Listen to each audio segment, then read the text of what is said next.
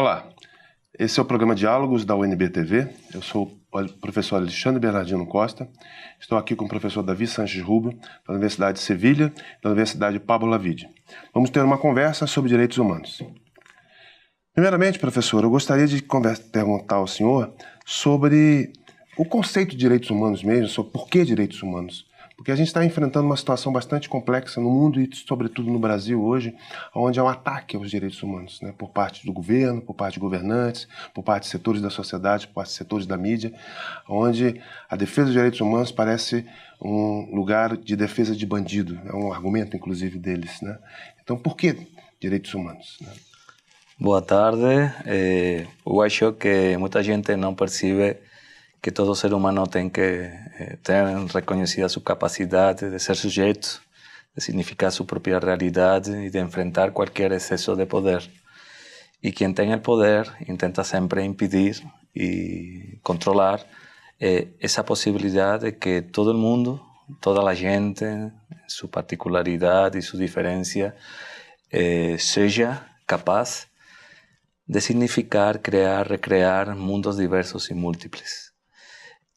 Ninguém tem que ser inferiorizado, ninguém tem que ser explorado, ninguém tem que ser tratado como um objeto, seja preso, seja professora, professor, seja estudante, seja camponês, seja indígena.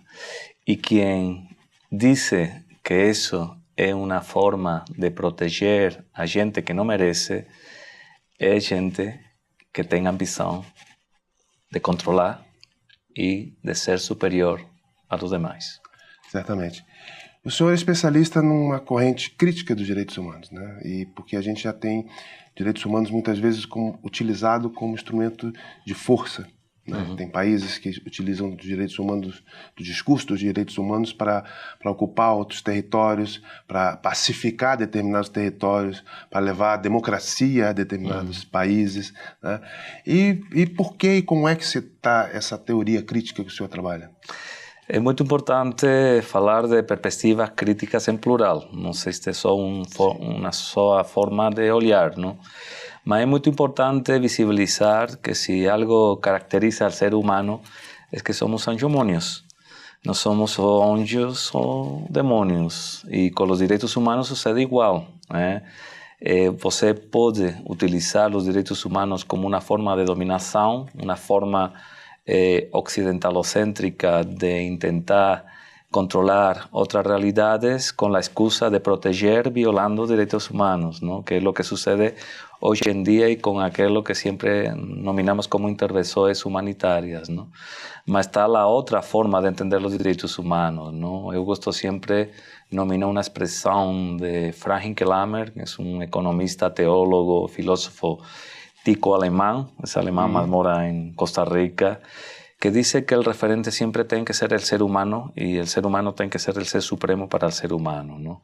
Cualquier excusa que fetichiza o convierte en superior una producción humana más além y por encima del propio ser humano es una forma que se construye desde el poder, desde quien acha que existe gente superior y gente inferior. El riesgo de los derechos humanos en el contexto de la cultura occidental es que es un instrumento muchas veces usado para imponer un sistema de dominación.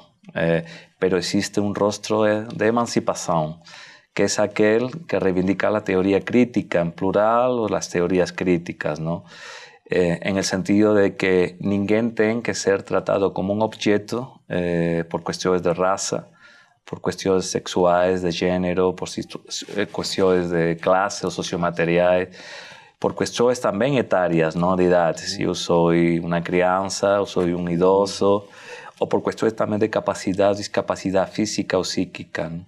Normalmente se confunde un concepto de derechos humanos que se mueve, gusto siempre sublinar eso, con argumentos y discursos de inclusores en abstractos, pero desde un chão, un camino, un territorio, formas de convivencia excluyentes y que son estructurales y que en cierta forma son sistémicas, ¿no? Es una forma de expresar y denunciar esa bipolaridad que es propia de nos, que dependiendo cuándo, dónde y quién, reconhecemos direitos, pero quando não nos interessa, não reconhecemos esses direitos, não? A gente tem a impressão hoje em dia de que a gente tinha avançado muito na defesa dos direitos humanos e que a gente vive hoje um retrocesso. Pelo menos no Brasil, a gente teve um avanço muito grande em políticas de direitos humanos, a partir da Constituinte de 88, a efetividade da Constituição.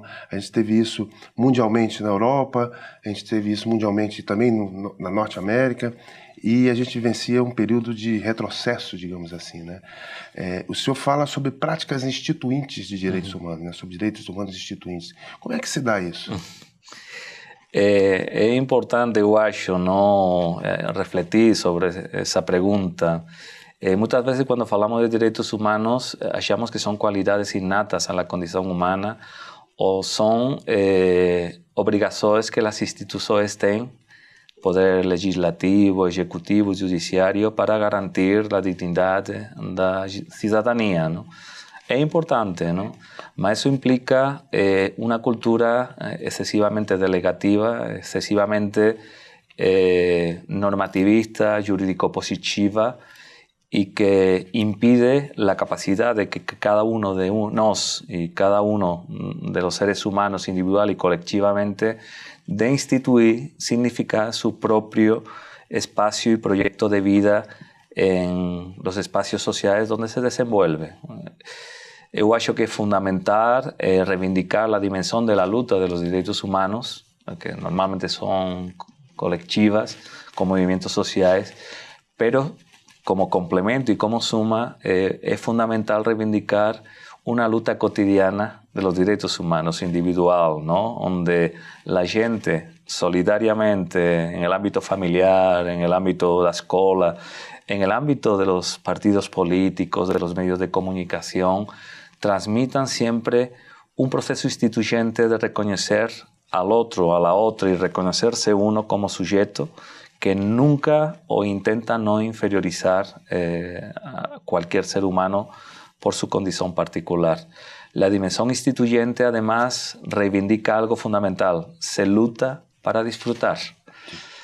Y parece que hablar en términos de disfrute muy burgués, es una cosa muy confortable que tenga ese rostro, ¿no?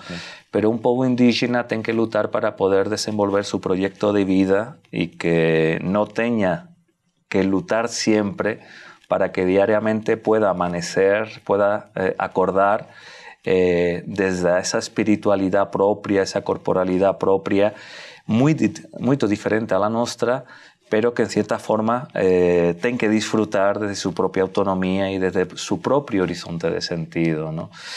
Por eso yo acho que siempre existe un condicionamiento excesivamente paternalista de arriba en bajo, y la dimensión instituyente lo que reivindica es que se tiene que construir de en bajo arriba, desde dentro y desde los propios proyectos de vida de las individualidades y también de las colectividades, ¿no? Combinando una cosa con otra. O senhor sabe que a gente tem uma linha de pesquisa aqui, da qual eu faço parte, linha teórica de extensão também, do direito achado na rua, né? E a linha do direito achado na rua muito se parece com essa prática instituinte, né? Com certeza. Né? Tem uma semelhança com essa perspectiva, né? E se o senhor pudesse comentar, que você conhece isso, e um pouco também da diferença desse poder instituinte e do poder constituinte. Né? Porque também é importante no direito a gente esclarecer para as pessoas que não são juristas a compreensão do que constitui, faz a Constituição e do que institui direitos e como é que a gente faz isso, né?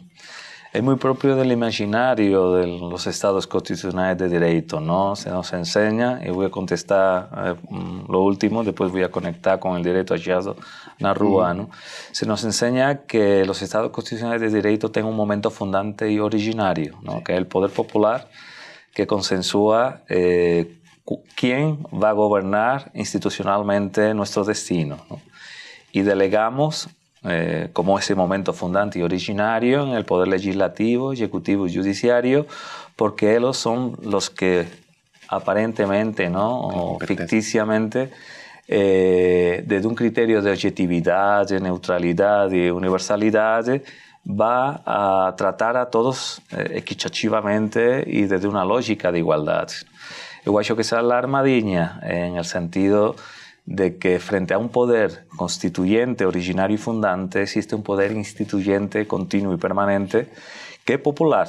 Es decir, un popular desde el sentido de confrontar las desigualdades e intentar que existan políticas de justicia social, redistributivas, que tengan esa dinámica de reconocer al otro y a la otra como sujeto en todas las esferas y espacios sociales donde se mueve. Y ese poder instituyente popular, además de que no sume, conflictúa, intenta, no actúa solo en aquel momento. Exacto, ¿no? Incluso intenta presionar para que las instituciones sean más perchiñas a sus proyectos instituyentes de vida, ¿no? Cuando el Estado no acompaña, el poder instituyente popular también tiene sus propias formas de desenvolver, ¿no? Que está conectado con ese derecho achado na rúa, ¿no? Pero simultáneamente esquecemos que existe otro poder instituyente, que es el que se esconde, se silencia, que es el poder instituyente de los que tienen poder, de las oligarquías o las élites, que hoy en día se mueven mucho en el mundo financiero y de los negocios, que continuamente están afectando a las instituciones, a los instituidos, para llevar a su propio terreno sus propios intereses. Entonces condiciona y establece una hegemonía enfraqueciendo los poderes instituyentes populares, que son muy importantes, reivindicar, visibilizar y dar más fuerza para que las instituciones acompañen no a los poderes instituyentes oligárquicos, sino a los poderes instituyentes populares. Cuando no saben acompañar, se acompañan, benvido sea. Pero cuando no acompañan, lo que hay que visibilizar también es que los poderes instituyentes populares se mueven. Sí. Ten formas de respirar, ten formas de dar contenido a sus proyectos de vida, éticamente, moralmente, religiosamente, con las canciones, danzas, cultura en general, ¿no? Y normativamente, ¿no? Normativamente pueden construir formas de solucionar conflictos, formas de satisfacer necesidades básicas, espirituales y materiales.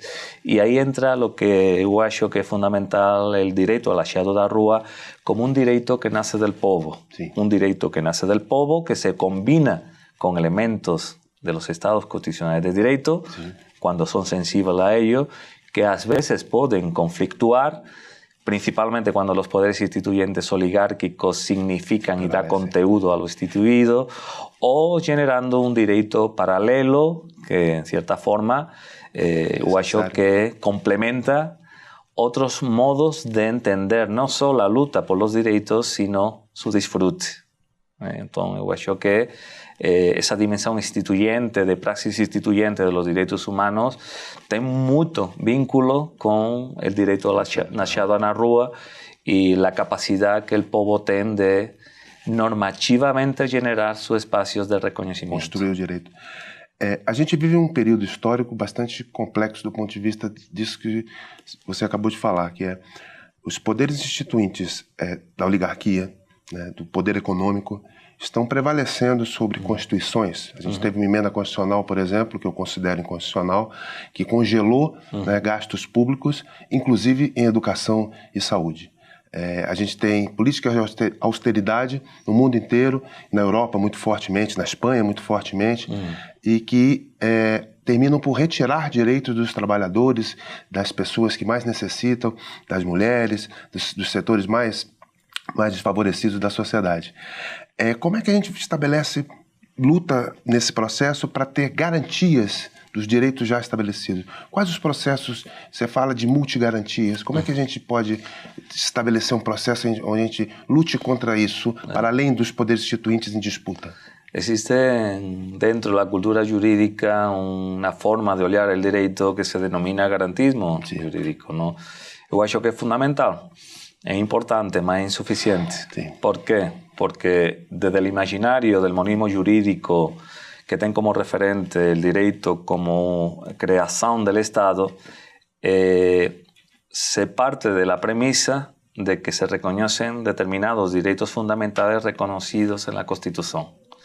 Entonces, los poderes públicos son responsables de garantir esos derechos fundamentales. Eu acho que é importante, os operadores jurídicos podem jogar com isso para reivindicar espaços de reconhecimento à cidadania, mas o problema é que se eu só reduzco a dimensão de garantir direitos humanos a la capacidad que tem o Estado, el capitalismo y los poderes instituyentes oligárquicos tienen la capacidad de resignificar y llevar a su propio terreno esa forma de entender las garantías de los derechos. Hay que tener cuidado, evidentemente existe una dimensión ambivalente, sí, donde los poderes instituyentes populares y oligárquicos disputan esa capacidad de garantir los derechos reconocidos con la Constitución, pero hay que abrir la dimensión de garantir, no solo reduciendo al Estado esa capacidad de reconocimiento. ¿Por qué? Porque hoy en día estamos experimentando, você falou de la austeridad, cómo se están reduciendo los presupuestos públicos y cómo se está menguando la fuerza de los estados desde un punto de vista de sensibilidad por el reconocimiento de los derechos. Si tiene menos presupuesto público, eso va a enfraquecer la administración de justicia. Eso va a enfraquecer además la poca cultura jurídica sensible en derechos humanos. Por eso hay que decir que junto con esa forma garantista de los estados constitucionales de derecho, existen otras formas de garantir derechos que no solo se reducen a las instituciones del Estado. Garantías jurídicas no estatales, sí, okay, los pueblos indígenas, comunidades quilombola, de pescadores, movimientos sociales de comunidades de vecinos, dependiendo de sí, grandes ciudades, megaciudades, etcétera, etcétera, tienen sus propias formas de reconocimiento de la dignidad humana. Y son formas jurídicas que no tienen el perfil propio del monismo jurídico estatal. Pero no solo eso, ¿no?, que es fundamental y tiene mucho vínculo con la praxis instituyente de los derechos. Existe una forma de garantir derechos humanos más cotidianista. Es decir, yo puedo ser un activista, miembro de un movimiento social que lucha por los derechos, pero en lo cotidiano yo puedo hacer muchas cosas para no violar, discriminar a alguien por su condición racial, por ser gay, por ser persona trans, por ser lesbiana, por ser indígena, por ser miembro de la clase trabajadora, etcétera, etcétera. Esa cotidianidad de los derechos humanos son muy importantes porque implementan formas de garantir derechos que no son jurídicas, no son estatales y no son jurídicas no estatales, sino son sociales, son culturales, son formas sociopolíticas de reconocer al otro y a la otra que tienen que espaliar en el ámbito económico, que tienen que espaliar en el ámbito de la religiosidad o la espiritualidad religiosa, que tienen que ser espaliados en el ámbito educativo, en el ámbito de cómo entender la ciencia, de cómo entender el poder, etcétera, etcétera. Lo cotidiano es fundamental, es necesario, mas es insuficiente. Hay que sumar, complementar distintas formas de garantir derechos, es la expresión multigarantista, que combine las garantías de los estados constitucionales de derecho institucionalmente reconocido al Estado con las garantías que la sociedad, en su propia capacidad de autonomía, de significar realidades diversas, tiene para reconocer al outro como sujeito. Diante disso, a gente tem uma problemática em relação à democracia, porque a gente tem um ataque, inclusive, à democracia hoje no mundo inteiro, né? Visões fascistas, neofascistas, conservadoras, autoritárias, se colocam em governos, se colocam nas sociedades contra os direitos humanos e contra o processo democrático, deslegitimando o processo democrático, né? Deslegitimando partidos políticos, sindicatos, representação de trabalhadores, das mais diversas formas no mundo inteiro. Isso não é só no Brasil, né? Ou na Espanha, isso é no mundo inteiro. Eu acho que é importante a gente, nessa conversa, reforçar que para ter direitos e para ter direitos humanos, a gente tem que trabalhar com democracia. E a democracia vai passar por essa complexidade que você está falando. Como é que você faz essa ligação da democracia com direitos humanos? Eu acho que, como estamos falando e dialogando, uno pode deduzir que quando falamos de direitos humanos, estamos falando de condições materiais, de conteúdos. Democracia e direitos humanos têm que ir de la mão.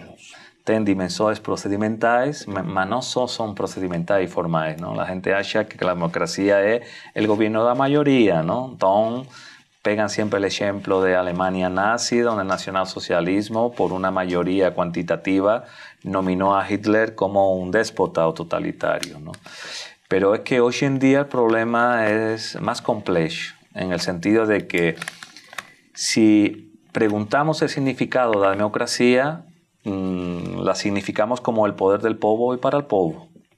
Yo siempre pregunto cuándo históricamente y hasta el presente el poder realmente fue del povo y para el povo.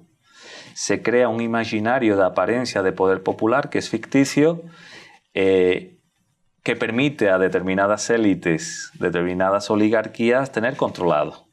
Se genera la imagen ficticia de que la ciudadanía es la legítima titular del ejercicio del poder democrático, pero eso es mentira, es irreal. Entonces esa élite vacía el contenido de lo que es la democracia y además hace algo que hoy en día está explicitando. Despolitiza el reconocimiento político de los derechos humanos, el reconocimiento político de la titularidad popular para dar contenido a su propio destino, diciendo que solo pueden hacerlo los representantes. Cuando hacen eso, como élite y como poder instituyente oligárquico, permite al mercado incorporar, como si fuera independiente de esa dimensión, tener las manos libres para hacer lo que sea.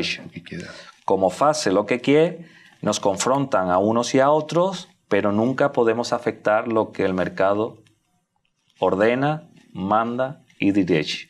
Bregamos, peleamos entre nos y esa élite instituyente y oligárquica siempre sale ganando. Vende la película, la ficción de que la culpa es de la democracia, sí, cuando realmente es una otra manera más compleja de control del poder popular, del poder instituyente de la gente y de la capacidad que la sociedad civil tiene para dotar de caráter a su próprio destino. Perfeito, Davi. Infelizmente a gente tem que terminar. A conversa, se fosse possível, a gente continuaria horas a fio, né? Tenho certeza que o pessoal que está assistindo a gente na UNB TV gostaria muito. Então esse foi mais um programa Diálogos da UNB TV, né? Com o professor Davi Sanches Rubio. Muito obrigado. Obrigado, um prazer.